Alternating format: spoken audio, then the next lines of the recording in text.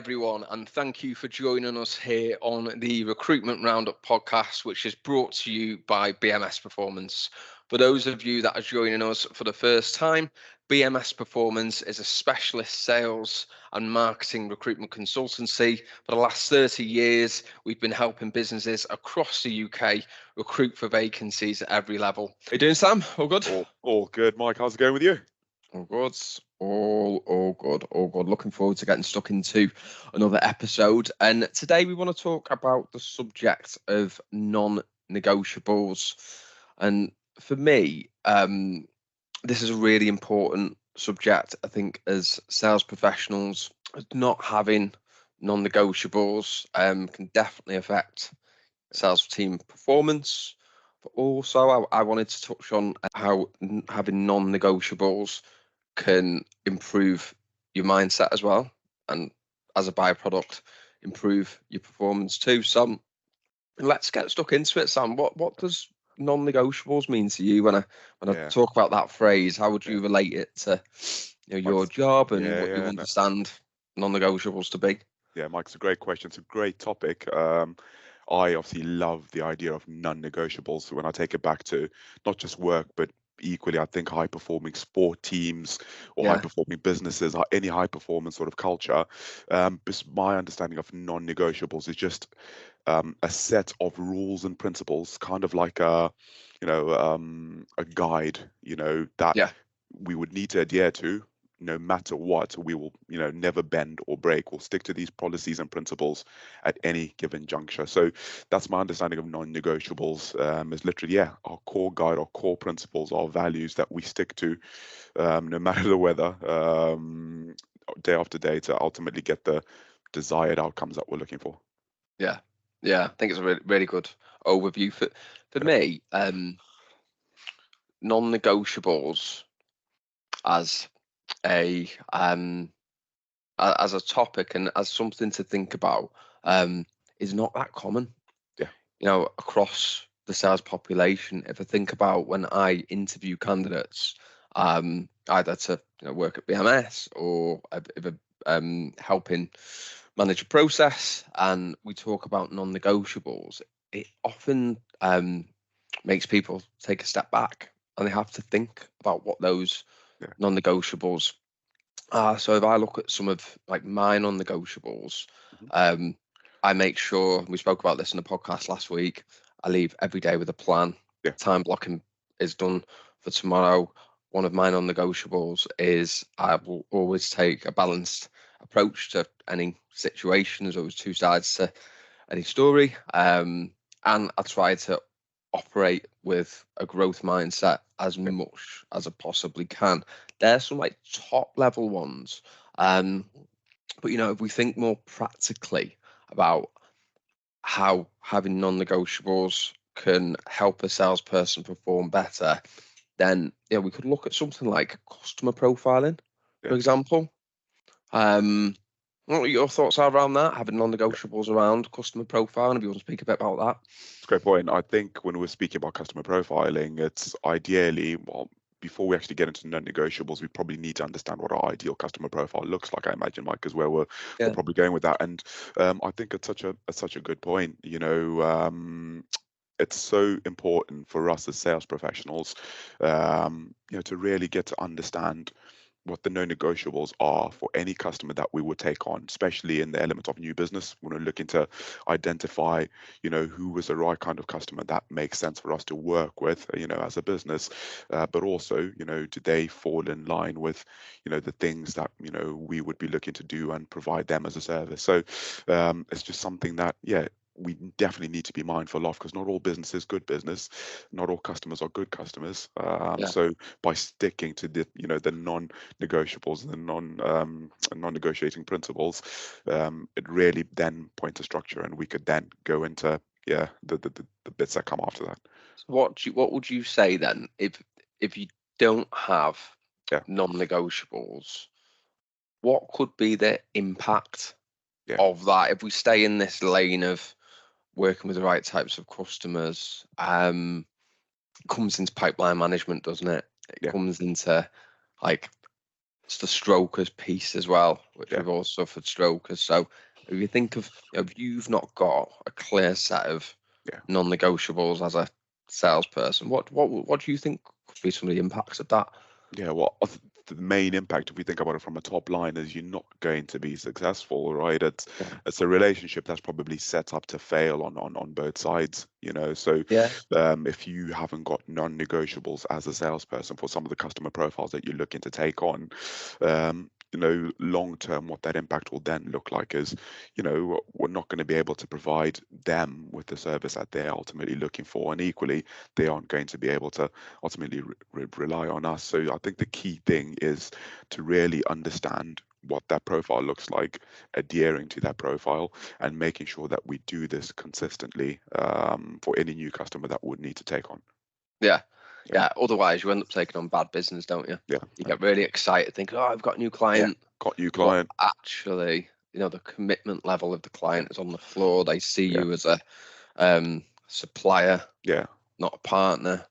And then that can then have a mental health impact to a sales professional. That might sound quite severe, but what I mean is frustration, like breathing out of control, because I think, well, you know, I'm bringing on these customers, but it's not going anywhere. For example, and we see this a lot, when someone is struggling to get prospects to turn up to a meeting. This is classic. I think, you know, one thing that I see a lot is meetings being booked by LinkedIn or on email, not fully qualified. And then what happens? Decision maker doesn't attend. So if we had a set of non-negotiables, such as before we will agree to a meeting, we need to have spoken to someone, understand what they want to get out of the meeting, understand the stakeholders involved, understand exactly what authority they have, understand what the problems are that they've experiencing before the meeting, and they're your non-negotiables. And if you don't have them in place and you don't attend the meeting, then that should, you know, by default mean that you get a higher turn-up rate. 100%. 2 meetings, that's just an example. Yeah, no, Mike, it's a really, really great point. And we speak about obviously different kinds of relationships that we would have with our potential clients and customers along the way. We speak about, you know, having transactional relationships versus, you know, partnerships. And, you know, what you are speaking of there is, you know, initially potential transactional relationships. But when we speak about non-negotiables, those non-negotiables would ultimately, you want customers and clients that share similar values and similar ways of looking to do business with you. And you spoke about, you know, booking these things, especially on LinkedIn, or not having a full qualification process.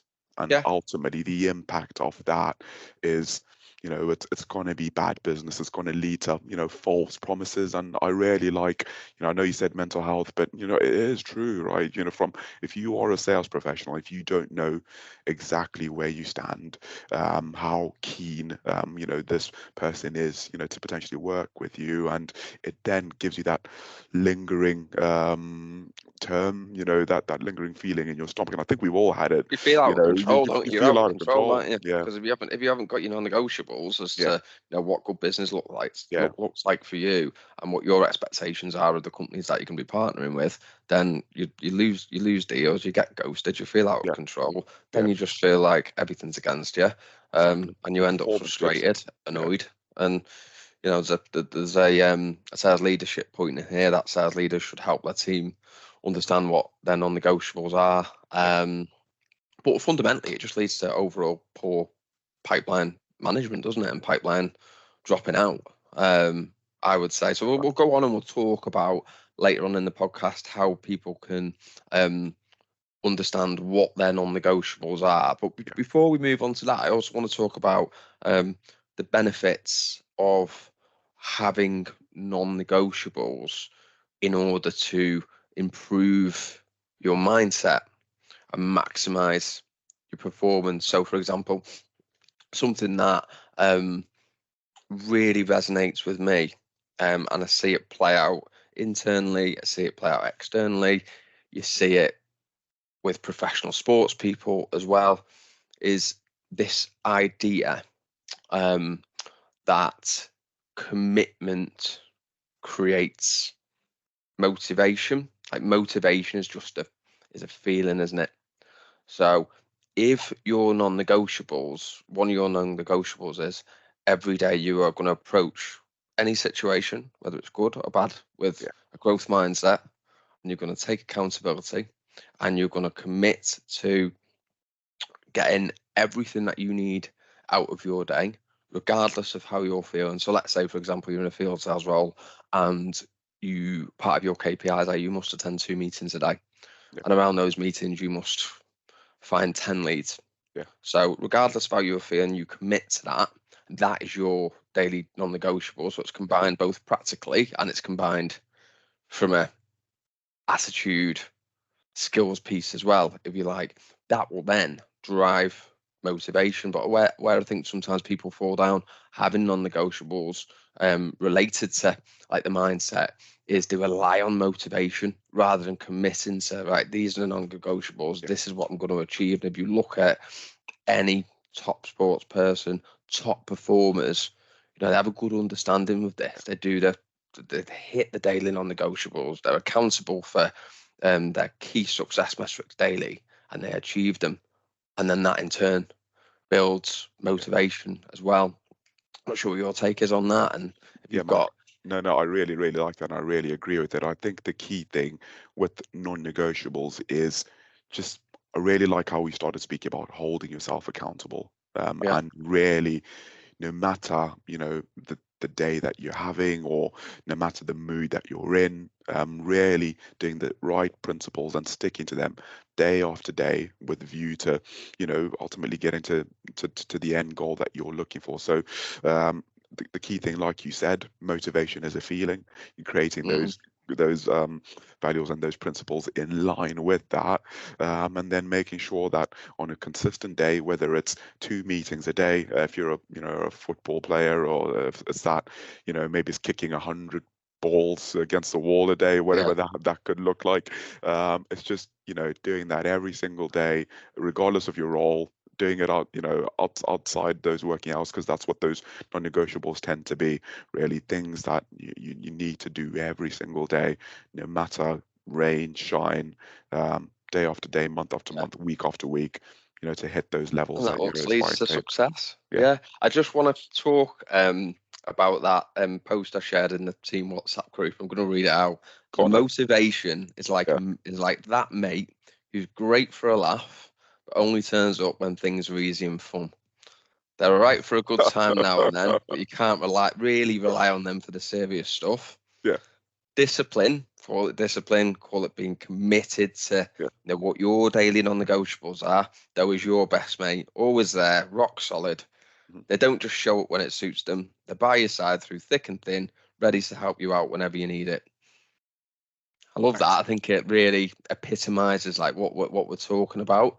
And if you can anchor yourself to non-negotiables daily, then it can only be a positive thing for your performance. However, having non-negotiables also means that you're probably going to have to say no to people and prospects. I've got a great more example often on this, Mike. More often than you might have previously been doing if you've not had non-negotiables. And as salespeople, we're all hungry for success. We all get tempted by, they sound good. Oh, this looks like a good prospect.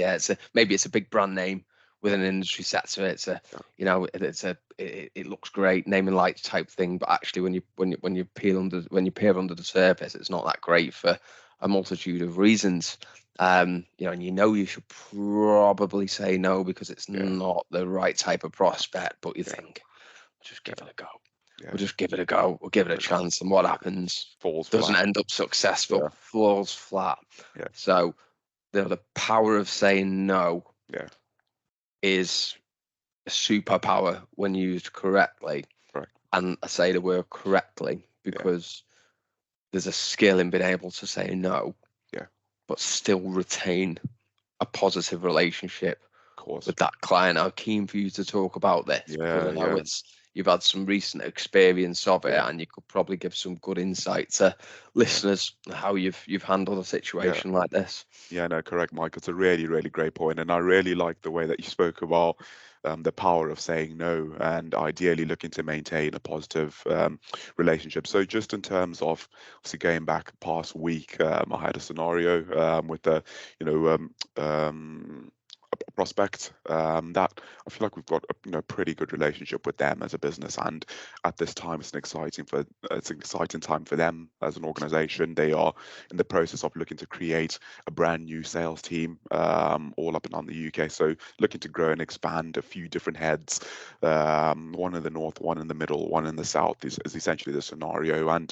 yeah, we were able to consult, have a really good conversation, understand what's looking to drive that growth, understand the current profiles that they're looking for, discuss the market, map the market accordingly, and put in a tailor-made solution, which they were very happy with. And yeah, I'm quite confident that towards the end of the next couple of weeks, we should hopefully have filled these roles, and yeah, they could be embarking on this journey. So that was really good. But in terms of what also came about within that conversation, was an opportunity to work on a position which is a very important pivotal role for them as an organization. It's a sales director role, which already by that, tells you just how important it is. And roles like this, where profitability, where, revenue, wins, losses, all of that are so key for a business. And obviously we spoke about it, the company itself Mhm. looking to grow and expand, looking to create the right culture. It's important to get these kinds of hires right. It's important for us to make sure that we've done all the things accordingly, because when you make a mistake with positions of this ilk, the negative impact could be something that a business, which maybe even especially a smaller business, a real challenge to recover from. Yeah, So it's important for us, because we've got duty of care to our clients at the end of the day to provide them with the right solution. And not to just plug BMS on the bucket list, but I pride myself on that as an account manager, to make sure yeah, that every time when I'm speaking to someone I'm consulting, I'm looking to add value, I'm looking yeah, to share insightful information that will paint the picture, and that will help them, because ideally the right thing that you want to do is fill a role with the right person, regardless of 100%. what it'll cost or what impact it'll have. The key thing is to make the right decision for you as a business. Yeah, In the scenario posed, the company themselves were looking to pay probably 40 to 50% below what the market is requiring for this role. yeah, To be honest with you, I wouldn't want to put a number on it for the purpose of this, but 40 to 50% down as to where we were. We had a really difficult conversation. I was able to instruct what they were looking for versus what the market is, and after some back and forth, they unfortunately decided not to go with what I was saying, which is fine, which can happen. yeah, They, were in a position where, Sam, how would you like that? And I ultimately turned down the business mm, as well. So I, credibly said to them, look, Mr. Customer, I would love the opportunity to help you with this, but, based on salary, based on the solution that we are proposing for us to work together, if we don't do this the right way, it will not work, and you are not going to be happy. And I don't want to do the right thing and just have get a vacancy on with you, be working on a sales director role, because it is a sales director role, mm, without these things in place for us to do the yeah, right thing and help you get to where you're looking to. So yeah, I turned down the business, but I was consultative, I was positive about it, I gave clear reasons as to why it that's wasn't a key, isn't it? project that Yeah, we could take on. And I feel like the customer really appreciated that. And we're still in a positive space within, with how we're working. Obviously, got these opportunities that we're working on at this time. But I think from my end, it was just a great example of, when things aren't right. And I'm trying to think about what it could be like if you're a sales professional within any other role. Sometimes not all business is good business. Sometimes not all numbers are good numbers. I think there's an analogy that I'm thinking of in terms of, empty calories. I Okay. don't know, it's probably a bit extreme, but you know, What's it's empty calories? empty. Oh, it's a great question, Mike. Empty calories are essentially calories that are, you know, you're filling your need in terms of foods. An example of empty calories could probably be, I don't know, candy floss, you know, as an example. You know, it's just something to have for the sake of having, but what's it doing for you? Nothing. You know, so if we Yeah. take it into Okay. nutrition, and if we speak about, you know, the direct opposite of that, it's the right vitamins, the right vegetables, the right protein, the right No carbs, the right problem with it. starch, that's the right customer profile, you know. But then sometimes, you know, you don't want to be putting on empty calories or putting on a number on the board just for the sake of it. And yeah, I had that conversation. So yeah, stay away from the empty calories is probably what I'm looking. Stay away from the candy floss. But I think what you've shown there is Yeah, that if you approach a situation with yeah, logic, yeah, reason, you give an explanation, but you also give the explanation with empathy, yeah, and then you demonstrate an integrity, of course. then it's pretty hard for the decision maker or one of the influencers involved in the process to Yeah, see that as a negative. Because of what we're saying is, look, you know, this is the right solution. It's not the right solution clearly for you right now. So yeah, I'm not going to sell you solution B, yeah, solution C, yeah, because that isn't correct for you. However, let's consider revisiting this, yeah.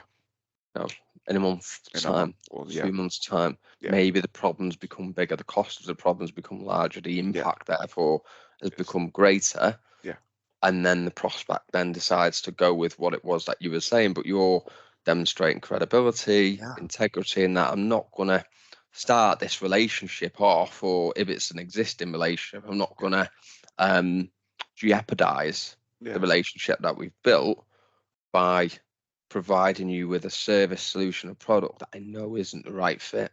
yeah. And I think when you position it like that, people can only appreciate it and, And it, and, and yeah. understand where you're coming from. Mike, and it takes courage to you know, to do that. How many times, you know, I think You know to it's the right some, thing to do, don't you? you Deep know, it's down, the you right know thing it's to the right do. thing to do. You know, yeah. Especially Yeah. when I think about, you know, some of the newer starters that, you know, we've had on the team, or like through experience within this role, and like, you know, um, how often will we find, potential client will call you and be like, look, we're looking for help with this, you know, can you help? You know, and sometimes, you know, we know fully well what our solutions are, what we specialize in, what we Mm, can do for you. And, you yeah. know, sometimes it's okay to say no, and people will value you more, you know, for you just being honest, you know, for you saying this is what we can do, this is the right thing to do.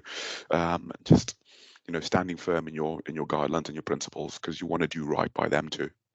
I think through doing this though and doing it right, you protect and then increase the chances of getting future business. Because how Exactly. many people have you said no to that have actually came back to you? Loads, Loads. Loads. loads, Yeah. loads. Because you build credibility. You're not just taking Yeah. everything on. The worst is where someone would say, "Yeah, we can give it a go." Yeah. If we talk about recruitment, yeah, we'll Yeah. give that job. Yeah. We'll look at that job. Look at that We'll job. stick an advert out. They won't get the response because the talent pool was never Yeah. there in the Yeah. first place. The client doesn't hear back from the recruiter, Yeah. They think and something's then being done. Yeah. nothing's been done. They get frustrated. Then they start having a bad impression of recruiters generally, Right. and no one wins in that scenario. Yeah. Um, okay, cool. To finish off, then, should we talk about how people can possibly work out what their non-negotiables are? And obviously, we're Yeah. going to talk about this very generalistically Yeah. because each company is going to be different. But I remember listening to a podcast a while ago, and I'm not going to say it was my phrase, but it wasn't, because it wasn't. But it was, if you were an Olympic athlete and sales was an Olympic sport, Oh, I like where this is what going. one thing would you train for daily that would help you win the gold medal? It just provokes loads of thought. Yeah. So, something that maybe is it's a world-class basic in whatever field of sales that you work in. Maybe it's number of meetings, number of proposals. Maybe it's, if you're in an SDI role, making a certain amount of calls, maybe it's booking a certain amount of meetings. All these are sales basics, but if you know that's a key success metric, then what do you need to do to get better at performing against that key success metric? And then that's a non-negotiable. Yeah. From a behavior skills perspective, you've got other non-negotiables, haven't you? Like we talked about, being really clear on what your customer profile is. Yeah. Like if you're a company that wants to sell a contractual service to a specific market segment, i.e., let's say it's hospitality, but you don't want the independents. It needs to be the the regional chains, and maybe the multinationals, and of course then you focus on them. If it's in recruitment, then maybe you want to focus on businesses that have got a certain amount of people working in the discipline that you recruit within, so you can get repeat amount of vacancies. Could be something like values alignment as well. Yeah, I really like that. Yeah. What other ones would you consider? Isn't it that could fall in this exercise? Yeah, no, it's a great point. I think the key thing that we are touching on there, Mike, is just really having a clear qualification criteria. Yes, spot on. In That's that exactly what sense, it is. right? Yeah. It's having a clear qualification criteria. So I really like the example of, you spoke about, potential recruitment. Is our qualification criteria working with a certain amount of, clients within our world that have a certain amount of potential people that, that they bring on per calendar year. If it's working within logistics as an example, is it a certain client customer profile that moves freight in and out of Europe, as in how many shipments per week?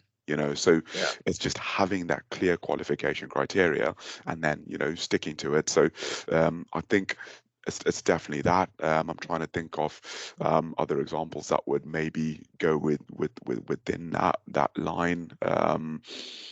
Maybe perhaps being, then consistent within your decision making process. When you are then. So I think those two really stand out to me. So I think as an exercise, if people are thinking of constructing what the non-negotiables are, having 5 tick boxes. Yeah. 3 relate to the customer profile, and then 2 relate to the decision makers. So, i.e., we got access to the actual relevant stakeholders, and have you got commitment to catch up following the initial contact? Yeah. Be it a meeting, be it a phone call, SLAs, and then are they being adhered to? And all the time your non-negotiables are under review. So that would be what your non-negotiables are from a practical, in the job perspective. But then you've also got your non-negotiables from how you behave within the role, what attributes you demonstrate, what you need to work on. Example, a non-negotiable could be something like asking for feedback every single day on how your day's gone, what your performance has been like, something like that. It could be around, as we said earlier, making sure you finish each day with a plan for tomorrow. Could be around if you're in a telephone-based sales role, making sure that you record 1 call a day and listen back to it. So you're constantly assessing your performance and therefore improving. Could be listening to a podcast once a week. That's relevant to your industry sector, or it's relevant to sales, or something that you're learning from. Your non-negotiables can change over time. They might change as your job role changes. It might change as the market conditions change. So they're constantly under review. But if you're having a set of them and then adhering to them more often than not, can only breed success. The key thing is you're looking to grow and develop as a sales professional, and I really like the examples that you've gone on. If that's as simple as if you are in a telesales role, you're having to make 100 calls per day. It's as simple as am I recording 1 to 2 of my best calls or my longest calls, equally my worst calls, and am I asking for feedback from my manager, from my line manager every single day? Am I reading books You know, am I investing in my own learning? Am I attending seminars, webinars? You know, these are non-negotiables that you could, you know, include within your role. And I really like the fact that they can change within your role. And as you develop, as you grow, you know, there aren't going to be things that are going to stay the same. But then the key thing that has to be there is to have them, and then ultimately holding yourself accountable and sticking to them every single day, you know, to become, you know, a better person and a better professional, and that can only lead to further success. Indeed, indeed. So hopefully everybody got a good amount of value from that. I really enjoyed talking about that one, Sam. It's a subject that Yeah, is really yeah, important to me, and I see it play out in our business. yeah, You know, if we look at the top performers and the people that do really well, you can see it playing out. There's things that they do yeah. every day and they hold themselves accountable to. So thanks for that. Really enjoyed it. Really enjoy that, Mike. Thank you so much. I really, really liked the paragraph that you brought back within the group chat as well. When you speak about friends, and I've gone, wow, that's a good point. We need to pick some better best mates, Mike. That's what we need to do. Indeed. Yeah, great. Cool. Okay. Well, thank you everyone for listening, and we'll look forward to bringing another episode to you again next week.